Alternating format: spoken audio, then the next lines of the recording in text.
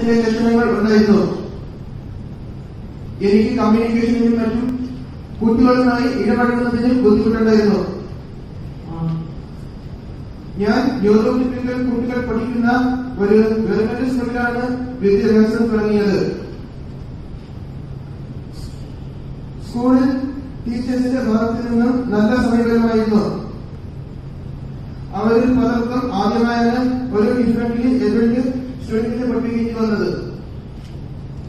ഇതിന്റേതായ പോരായ്മകളും സംവാദങ്ങളും ഉണ്ടായിരുന്നെങ്കിൽ കൂടി അവരെന്നെ നന്നായി ഹെൽപ്പ് ചെയ്തിരുന്നു.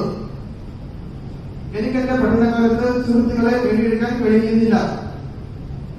ആശയവിനിമയത്തിനുള്ള പോരായ്മകൾ കാരണം തെറ്റിദ്ധരിക്കപ്പെട്ടിട്ടുമുണ്ട്. എന്റെ മാതാപിതാക്കൾ എന്നെ എക്കാലവും പ്രോത്സാഹിപ്പിച്ചിരുന്നു. പലപ്പോഴും പേരൻസിനെ തനിച്ചാക്കി മക്കൾ പോകുന്ന ഈ കാലഘട്ടത്തിൽ ഞാനെന്ന അവർക്കൊപ്പം ഉണ്ടാകുമെന്ന ഒരു പോസിറ്റീവ് തോട്ട് ആയിരിക്കണം അവരെ മുന്നോട്ട് നയിക്കുന്നത്.